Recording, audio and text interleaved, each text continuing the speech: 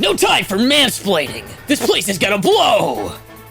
Actually, it's going to collapse. The bombs are only there to break the supports and compromise the structural integrity of the building so much that it collapses on itself. You would need a much more powerful bomb to literally blow up the building from the inside out, since most of the energy would just be absorbed by the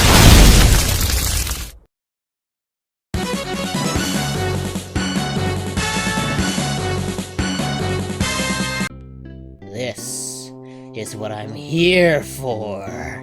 No matter the species, Mama is comfy. Is it just me, or does that look like a goat kid? In which case, that you is not Mama, but that would also be totally on brand for goats. Aren't sheep and goats basically the same thing? Only one has more stubbornness and the other has more hair? I mean, you're a vet, so please don't think I'm trying to tell you your business, but if you took a baby goat and a baby sheep and asked me to tell the difference, I'd feel deeply insecure about any answer that I gave. Well, I'm glad you asked. Here's a crash course. This is a lamb. Look at how soft and sweet it is. Lambs have short, round faces and curly wool. They are round at all their edges. This animal is light and warmth incarnate. It will frolic sweetly in a paddock of daffodils and feel bad if it hurts you. All a lamb wants is their mum because they are fragile children. This is a goat kid. They typically have a straighter hair coat and more angular bodies. They have more angles because angles are necessary for mischief, the prime occupation of any goat.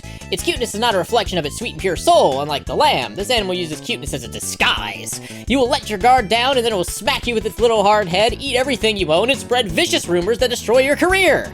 All a kid wants is forbidden knowledge and crime. All joking aside, I think the baby in the original picture looks like a goat kid because it seems to have quite a straight hair coat, not curly wool, because it has such an angular face and long ears. Lambs never really have an angular face. You just wake up one day and they've gone from little cartoon faces to long sheep faces. Oh, this said I could still be wrong. God, I love goats. Hi, this is Oz. Quick aside, I fucking love goats. Goats are my favorite animal in the world. They're just such delightful little weirdos, especially, like, just watching a herd of goats is pure serotonin. It's just pure joy. Though sometimes goats can be rude bastards. Like, there was a clip I found, I won't be able to show it because I can't find it anymore, but there was a clip I found of a baby goat going up to a fence, meeting some people who are feeding goats, and then this fucking adult goat just comes out of nowhere and fucking headbutts him in the back. He's fine, thankfully, but I just love the reaction of all the people who are, like, watching this. The little goat comes up to the fence and they just go, "Hello, you're so cute!" And then he gets fucking hit and he makes the most god-awful noise. And then everybody goes, "Oh my god!" And you hear one woman go, "You fucker!" And you hear the person recording go, "I am not feeding you!" And she goes to check on the baby goat. It is awful, but hilarious. And I'm so glad that baby goat's okay, because Jesus Christ. Goats are not really typically violent creatures. At least not in my experience. I've never had a violent experience with a goat, but they're stubborn bastards, and they are headstrong as hell. Like, sheep are dumb. Like, no offense, sheep are not the smartest, because they are just... they've been bred to be stupid, so they follow instructions better, and so that they can be herded better. Wild sheep are geniuses. Like, watching a fucking wild sheep is, like, baffling. But goats, you cannot breed the intelligence out of a goat, because goats are fucking crazy smart. Goats recognize human smiles. Think about that for a second. Goats recognize when you're fucking happy.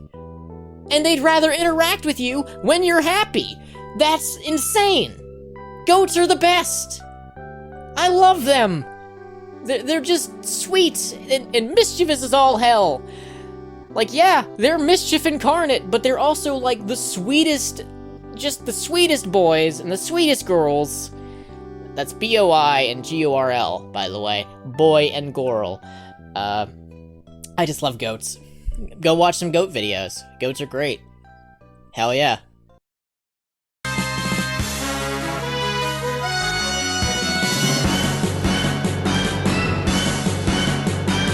Things librarians judged you for. Saying the book came to you like that when clearly your dog chewed on it. Trying to reshelve books on your own. Yelling at us to get our attention. Talking on your phone when we're trying to assist you. Yelling at non-management staff for policies they have no power over.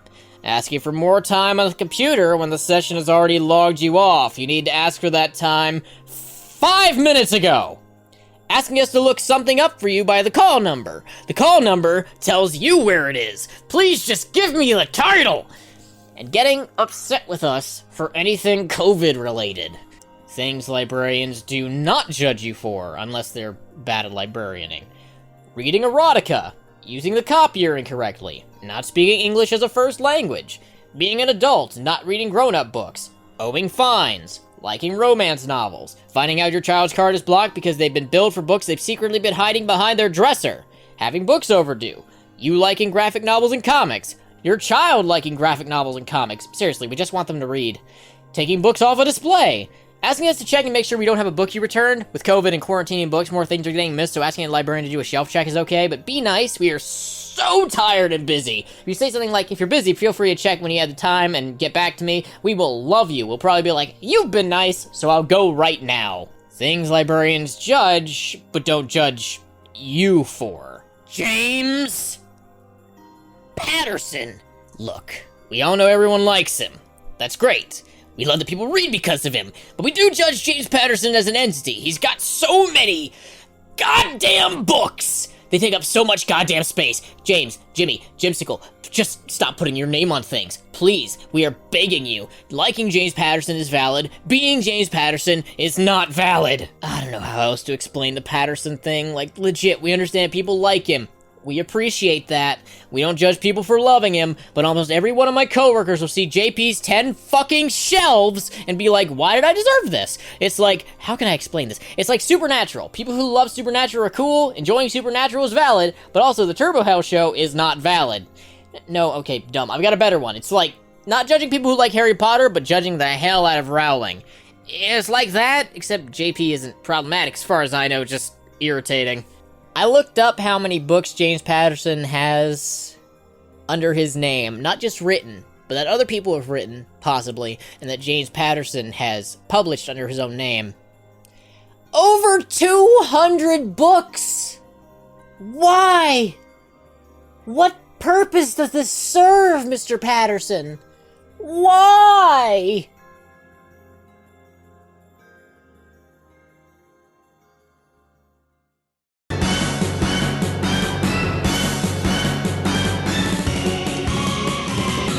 Why don't demons just possess people who are in a vegetative, brain-dead state? Then they wouldn't have to fight for control or anything. And they'd be immediately welcomed by the person's friends and family. And if they act out of sorts or unusually, everyone would assume it was due to their brain trauma. Until they pull some exorcist shit and projectile vomit everywhere while speaking Latin. Not just a side effect. Also, there are documented cases of acquired brain injuries leading to people speaking languages they never learned and in different accents. Now, when they start levitating and 360ing their heads, that might be more difficult to explain from a medical standpoint. Might!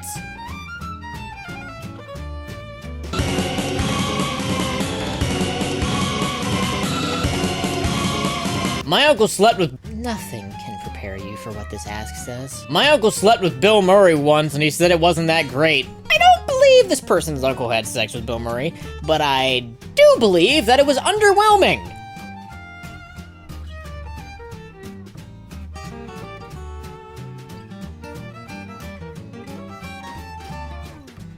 Alright, put my microphone a little closer to me. So, third attempt at the Tumblr Smorgasbord 3. I have done this 2 times already, but I'm gonna do this 3rd time because I am an idiot. So, I may include this in the outtakes, but just in case I do, I didn't catch this until I was mid-upload, but I accidentally put the last attempt at this at 60 FPS instead of 30, so half the video was gone. The video portion was at double speed, my audio was at normal speed, and it was just fucked because half my audio was gone. So, here I go again. Pray for me. No matter the species, mama is comfy. Let me do that one more time, actually. Is it just me, or does that not look like a goat? Fuck. I made the same mistake in the last time. Oh my god. Okay. Aren't sheep and goats basically the same thing? Only one has more stubbornness and the other has more hair? I just hit my mic. Fuck. Okay. Starting over. I'm glad you asked. Fuck. I didn't do a countdown, and also that was terrible. Alright, 3, 2, 1. I'm glad you asked. Here's a crash course.